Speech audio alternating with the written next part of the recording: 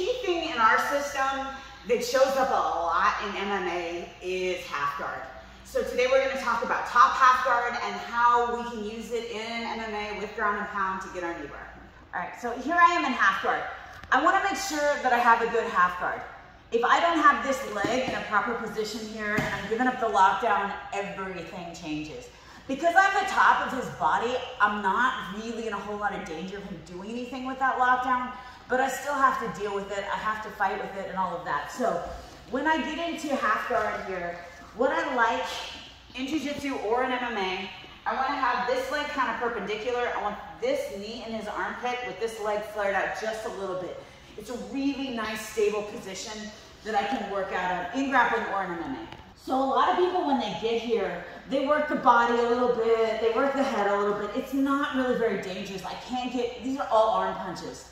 I can't do a whole lot. Even if I'm throwing elbows here, there's just not much arm. So what I want to do is I want to make some space. The best way that I can make some space here is to get on my toes. I'm going to drive my shoulder into his chin or his neck, and I'm going to drop into a knee cut here. Now from this position, I'm going to stick nice and tight, and I'm going to smash this around. I can get my forearm right on his chin, or I can put it down in his neck. Either way, you can see he already let go because he doesn't like that. I can even throw a couple of elbows here now that he's let go of me. So now I've got to deal with this arm. I'm going to limp arm out, and as soon as I come out, I want to take some control of his upper body. I don't want to let him start sitting up and digging up for an underhook. From there, I want to get control of his wrists. Now I can sit back on this leg a little bit here too. That helps to keep his hips immobilized. But the problem with this is now, if I start to throw ground and pound, we're going 1 for 1, right? I let go of his hand to throw a punch. He puts that hand in the way, so I can't punch him.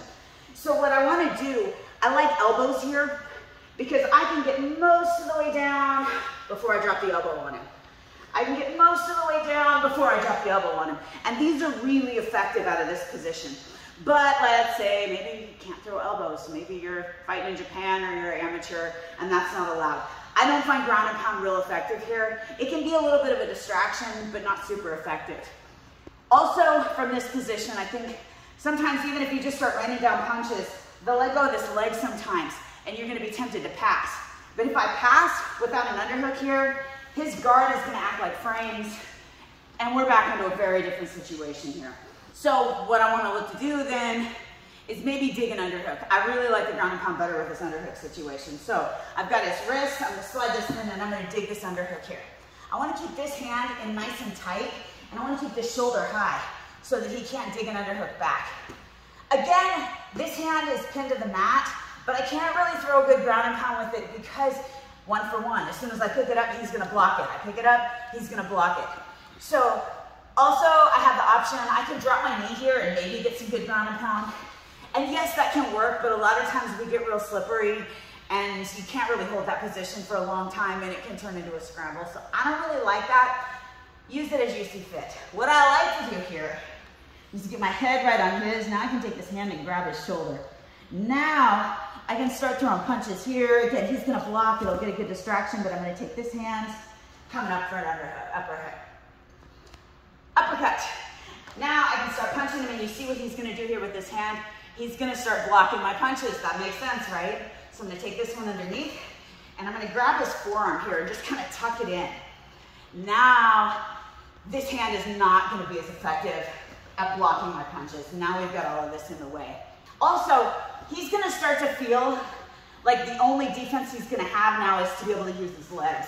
So he's gonna throw this knee cut or like knee shield in here. But because I've got this hand in this great position already, I can kind of come back and I'm gonna grab this almost like I'm looking for a dart. And I can go back to work here. Again, his arms are pretty immobilized and he's probably gonna take his knee back out and come back to this.